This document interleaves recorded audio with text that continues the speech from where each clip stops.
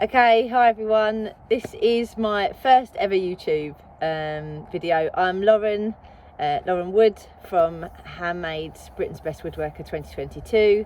If you watched it, thank you for watching it. I hope you enjoyed it. If you didn't, you can catch it on all 4 OD.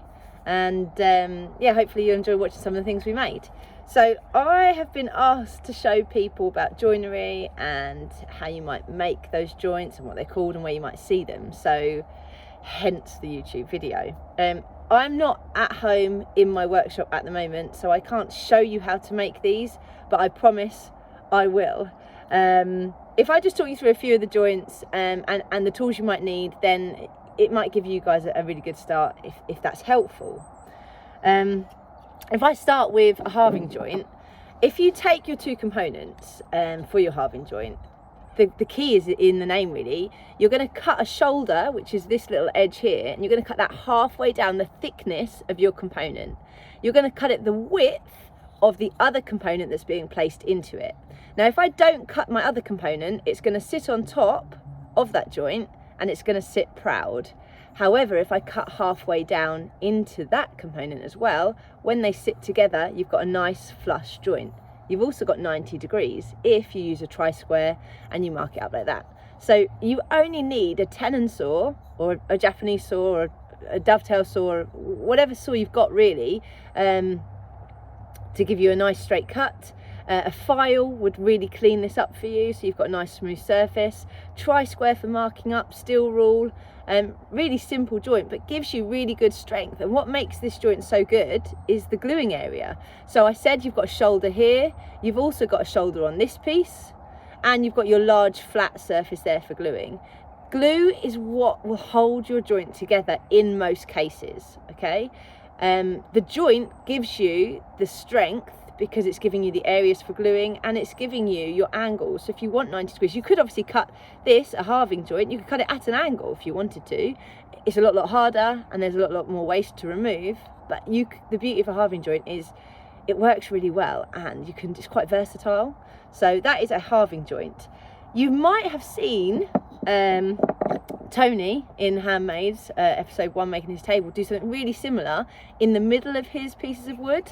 So he was cutting his halfway down through the middle of the piece of wood, putting the 2 together, and this is called a cross halving. So you've done exactly the same process as I just showed you. Tenon saw, you might need a coping saw for this one because you're going into the centre of your wood, or chisels, and then you can push the 2 together and you end up with a cross halving joint. So again, it's really simple. You're just cutting halfway down into each component, both of them, and you're cutting the width of the component that's slotting into that. And if you don't cut both, then you're just going to end up with it sitting proud, which you may want, or you can cut into both and it can go all the way flush. Really good, strong joint. Great for if you're making a bed or if you're making a table, something that needs that extra strength, a sun lounger. Like really good joint, really versatile. This one, slightly different, mitre joint. It's called a mitre because it's 2 pieces of wood meeting at 45 degrees. So you can use a mitre saw, you could use a tenon saw. The trick with a mitre joint is getting both of them exactly 45. If you get one of them at say 46 and you think, oh well, I'll do the other one at 44, it still adds up to 90, it won't work, because what you'll have is one longer joint and one shorter joint, so they both have to be 45. And they can slot together. Not the strongest of joints, but you can increase the strength. You can cut down into the end here and you could put a little spline in, which is like a little small piece of veneer, or a really thin piece of wood, or you can put a dowel in here, a domino in here, a biscuit in here. You won't see it and it will add to the strength of your joint, but generally these are more aesthetic joints. They're not constructional. However, I do make mitre tables, but reinforced with biscuit joints makes them nice and strong. Again, it's all about the glue you use and how well your joint fits. If there's big gaps between your joints, you'd need an expanding glue to fill those, and then ultimately you're going to see that, so it's not really probably what you want. Another simple joint, kind of following on from the halving joint, you cut down into one component. You don't have to go halfway for this. But what you're doing is you're providing a shoulder, and this little shoulder means you've automatically got a lap joint. You don't have to cut into both components. This one can stay the same thickness and size as it already was. It sits on the lap and it gives you a lap joint. Ultimately what you're doing is you're giving yourself an edge. That shoulder prevents your wood from falling in or slipping in, and it gives you 90 degrees as long as you cut it at 90 degrees. Tenon saw, file, neaten that up, make it nice and smooth, and then you can just glue the two together. Like it's great for jewelry boxes or little boxes. Lap joints, if you start looking around your house at boxes, you'll probably see some. Okay, let's get a little bit fancy now. Personally, I'm a huge fan of a finger joint. I think they're really easy to mark up. I think they're really nice to look at. You don't need lots of tools. Tenon saw, coping saw, some chisels if you've got them, or file, and that will give you a nice, smart finger joint. What you're doing is with your two components, you're cutting the opposite out of each one. So if I keep the pin on this one, I'm going to remove the pin on this one. And the idea is they marry up. My biggest tip with finger joints, don't cut both components at the same time. Cut one, get one perfect. I normally do my pins. Then I sit my pin piece on top of my other component, and I mark around it with a really sharp pencil or a marking knife. And then if your pin is slightly bigger than you wanted it to be, or slightly smaller, it doesn't matter because you've not cut the negative space for it to go into yet. So you can make this match what your finger is.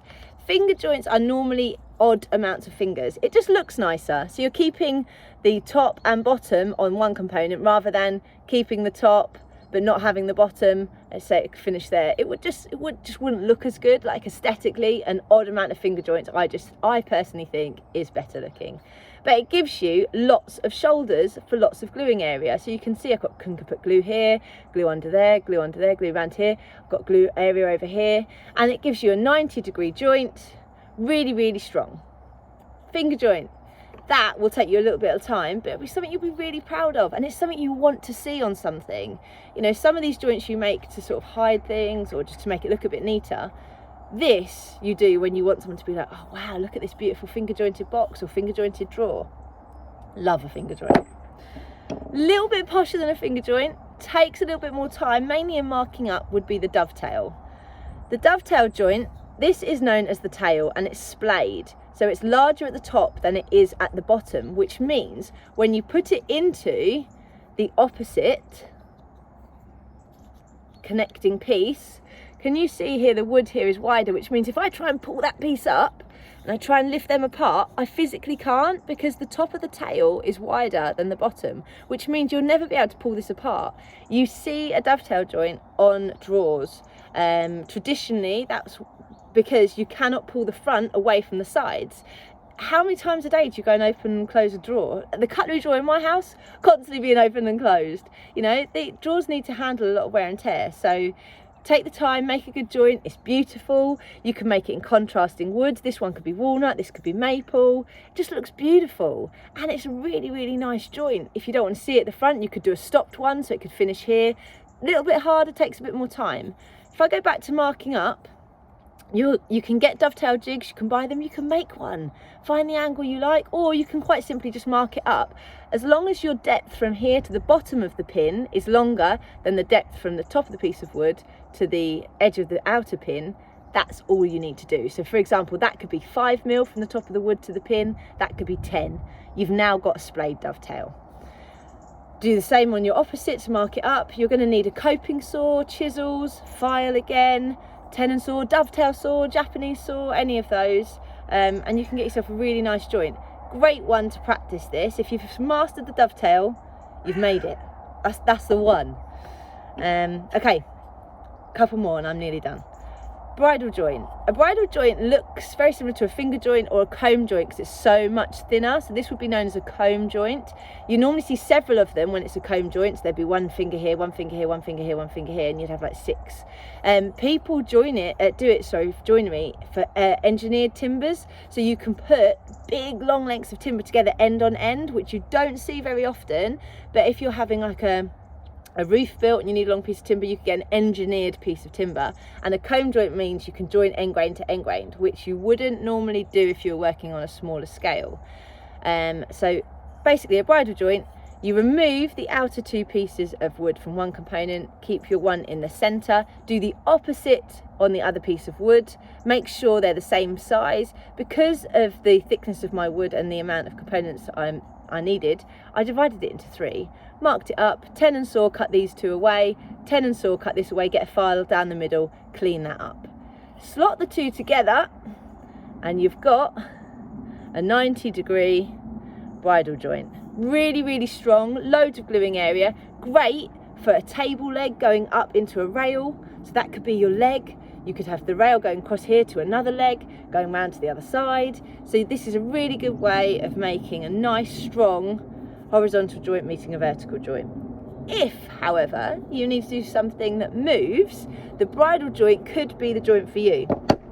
Take your bridle joint, round off the top and the bottom of each component,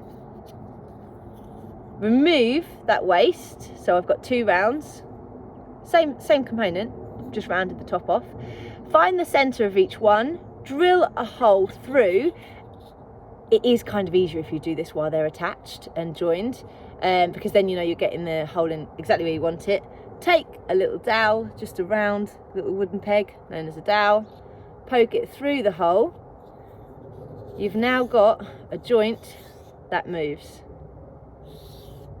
Imagine if you're making a sun lounger and you want the back just to be adjustable. Great joint, honestly amazing. If you want to make your kid a little link toy or something. This one's a little crab. Anyway, something like that, great, I think. Just a few joints, really, really quick descriptions, give you an idea of some tools and where you might use them. I will, when I get back to my workshop, show you how to mark some of these up and make some of these joints. But I hope in the meantime this is helpful.